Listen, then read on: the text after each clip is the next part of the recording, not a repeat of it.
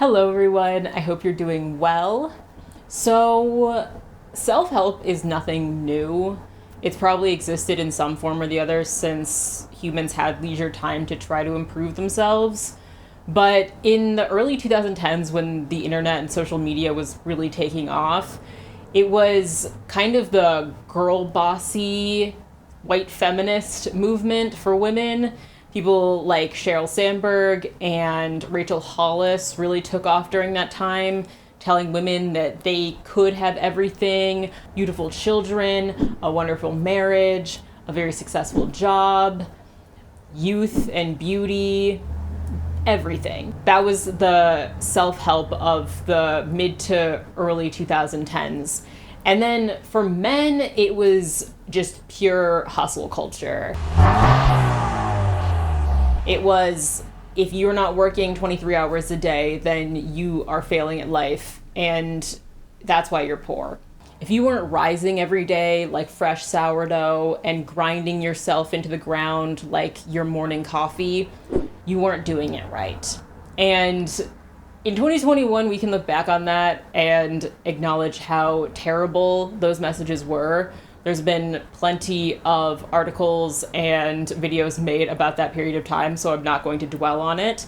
But in the past few years, we've gotten away from that, and self-help has kind of entered a new phase.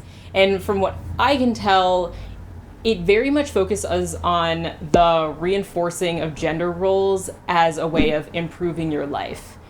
And I noticed this a lot with men starting a couple of years ago, but I don't want to sound like an elder, but I blame TikTok for this.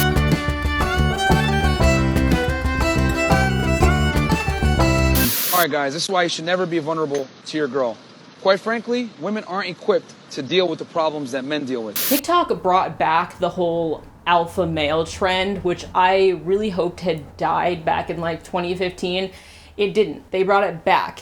And if you discount all the videos that alpha males make talking about how to get women and that type of stuff, the information they give is mostly just self-help information, how to like improve your life.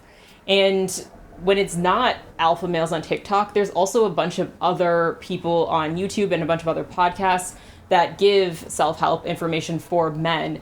People like the Roommates podcast and other men that I'm not going to mention because they don't deserve it.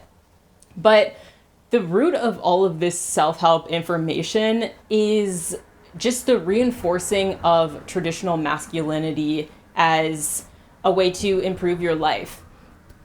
It's really generic. I won't even say that it's bad. A lot of it isn't. It's things like give a firm handshake, make eye contact, be confident in yourself, be assertive when you need to. The worst I've seen in all of them is the talk of don't show emotions, that's weakness, never do that unless you're angry.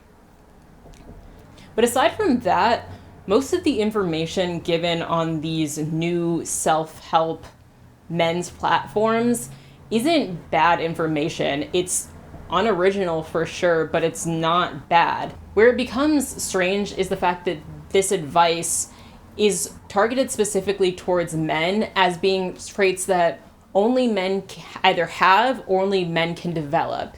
And these traits that I mentioned about being confident and making sure that people are treating you with respect, those aren't exclusively male traits, but saying that they are, it has slight undertones of sexism in there. And then on the other side of this is the femininity advice. I have spent years avoiding femininity channels and femininity blogs because I don't feel like I needed it. I felt pretty fine with my feminine nature.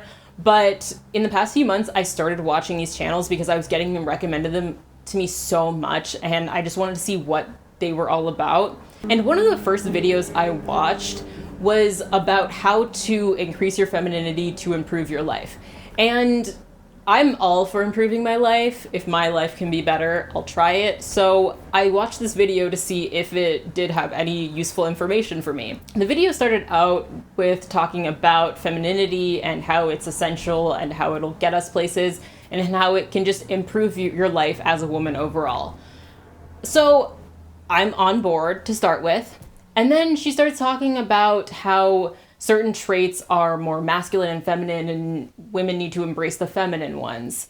And a lot of these include making sure that if you're straight and you're with a man, that the man does most of the initiating and the planning in the relationship.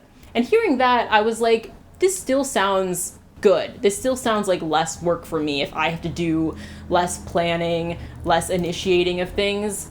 That sounds like it just means I have other time to do other things. So I'm still on board at this point. And then she talks about how planning dates is something that only men should do because it's a masculine trait. So you shouldn't be planning dates as a woman if you're dating a man. And if you do want to go on a certain date to a certain place, you can't actually tell the man this because then you're initiating and you're helping the planning process. You have to tell him, oh, I like this place. You have to drop a hint, and then he will do the initiation and plan a date to go to that place. What?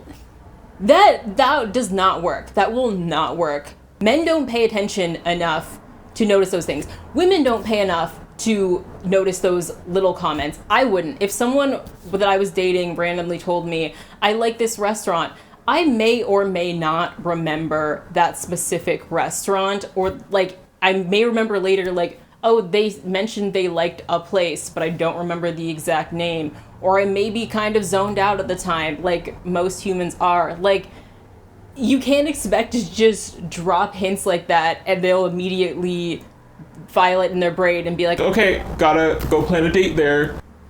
That's not how it works. And then with this process, because people can be so absent-minded, I then have to drop multiple hints about this over time and then just assume that eventually he'll get it. And then assuming there's multiple places I want to go for dates, then I have to drop multiple hints about multiple places, and then I have to make a mental catalog of all of the hints I've dropped to know whether or not he's paid attention. This is more work for me. I could have planned this date in this time.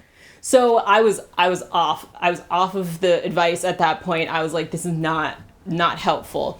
But that example does give a pretty standard idea of what femininity advice is for the most part from what I've seen. It's just basically being passive and making sure that the man in your life is doing more of the asserting and planning and giving, I guess. But that also means that you're not allowed to assert what you want. You have to do these little subtle cues to get what you want. You have to be as innocuous and vulnerable as you can in order to not offend a male ego. That's a lot of it. And if you want to live like that, that's fine. But I would say in the vast majority of cases, it's not going to wildly improve your life. And that gets to the whole thing of, is this advice actually useful? For some people, I'm sure it is. I'm sure the hustle culture movement in the mid-2010s was useful for some people. But I think that there is more harm that done in this type of reaffirmation of gender roles than there is good in it. First of all, because the men's advice is basically just generic life advice with strong undertones of misogyny, and the women's advice is just how to be more vulnerable, more of a doormat, more of a dumping ground for other people's emotions. You don't really get anything great out of either of them.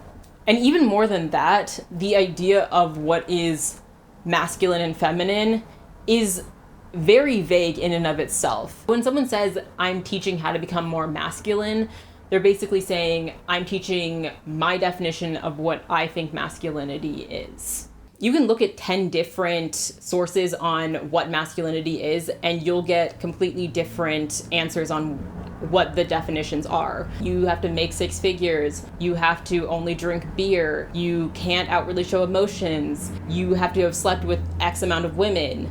Don't be gay. You have to have a housewife or a girlfriend that eventually will become a housewife. Everyone's definitions of what masculinity is different, and everyone's ideas of what femininity is different.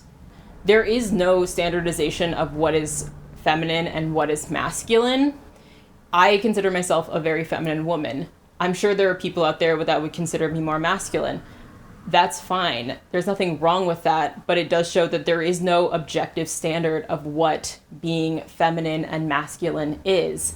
And all of the traits that we associate with being traditionally feminine and traditionally masculine, nobody can live a happy, fulfilled life taking exclusively from each of them. You need to be able to be vulnerable and be a good listener to have fulfilling relationships. And you also need to be able to assert yourself and have boundaries like the traditionally masculine traits. You need both of them to live a successful, fulfilled life. So to say that, to teach people that you should just be one or the other, is not particularly helpful advice. So yeah, if you find the masculinity advice, as long as it's not the super toxic aspect of it or the femininity channels helpful, then that's fine. I'm sure there's actual helpful information for a lot of people in this type of content. But overall, I think this movement is regressive. I think it's unoriginal. And I don't think it's wildly helpful for the masses. The way they market themselves as being the tricks for a successful, happy life. So yeah, those are my thoughts on that. If you have any other ideas or thoughts about this entire self-help movement, please let me know. And yeah.